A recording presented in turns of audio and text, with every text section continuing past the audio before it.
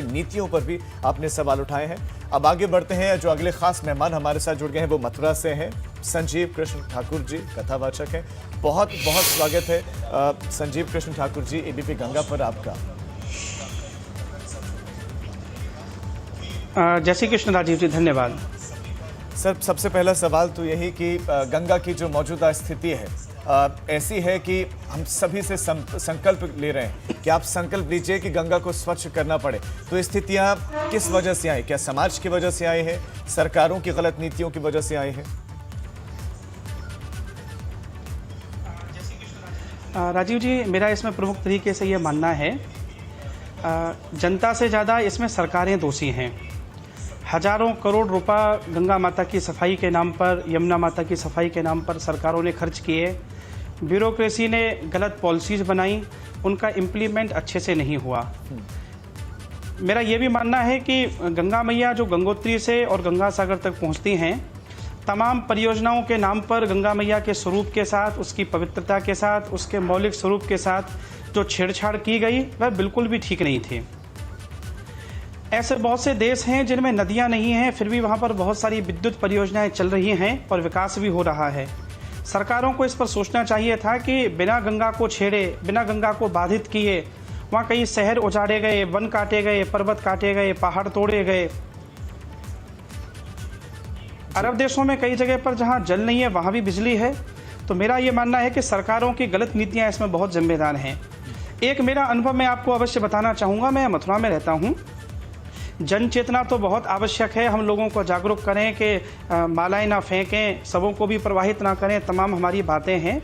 लेकिन इस लॉकडाउन के काल में हमने पिछले वर्ष देखा कि अचानक रूप से यमुना मैया और गंगा मैया दोनों पवित्र हो गई, दोनों शुद्ध होकर बहने लगी। लोग तो वही थे, नाले भी वही गिर रहे थे। मेरा किंचित ये आशय नहीं है कि नालों को गिरने दिया जाए, सरकारों की जिम्मेदारी है अपने ट्रीटमेंट प्लांट बनाएं। लेकिन जब फैक्ट्रियां बंद हो गई, फैक्ट्रियों के मजदूर जो थे वो घर पर चले गए, तो केमिकल युक्त जो कचरा था, जो जल था, वह गंगा यमुना में गिरना बंद हो गया। 99.99 केवल एक ही चीज़ जिम्मेदार है, वह है फैक्ट्रियों का केमिकल युक्त कचरे का पानी। जब तक सरकारें उसे बंद नहीं करेंगी, मैं आपका चैनल बहुत धन्यवाद का पात्र है। एबीपी गंगा ने इस मुहिम को आगे बढ़ाया है। हम कितनी प्रतिज्ञा दिलाएंगे?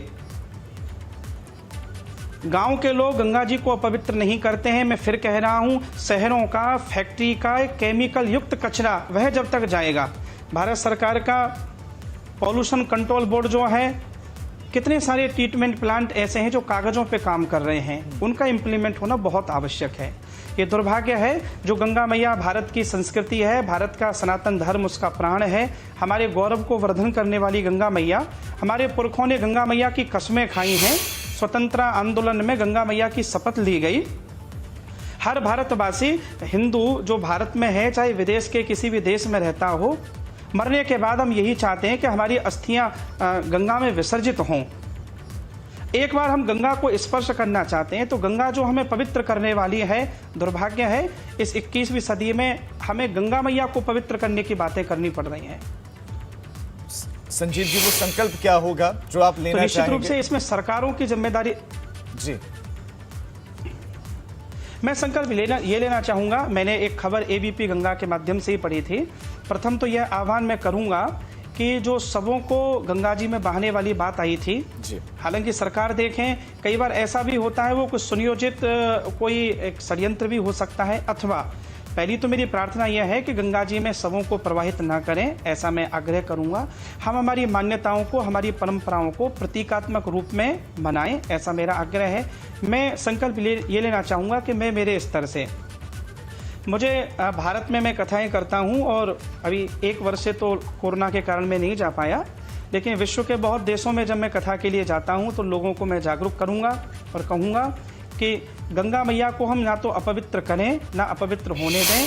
और मुझे ऐसा भी लग रहा है कि सरकारों को भी, जैसे एबीपी गंगा ने, आज मैंने बहुत सारे सांसदों के इंटरव्यू देखे, एक साथ हरिद्वार से लेके और दिल्ली तक हलचल मच गई है गंगा मैया को लेकर। तो जैसे एबीपी गंगा ने मुहिम चालू की है, मैं ये संकल्प लेता हूँ कि इस मुहिम को मैं अनवरत मेरी कथाओं के माध्यम से या व्यक्तिगत मेरे प्रयासों के माध्यम से मैं जीवंत रखने का प्रयास करूंगा। ये मेरा जी। प्रयास है। संजीव कृष्ण ठाकुर जी, बहुत बहुत शुक्रिया आपका एबीपी गंगा के साथ जुड़ने के लिए। और आपने ये प्रण लिया है, आपने ये प्रतिज्ञा ली है कि इस मुहिम को आप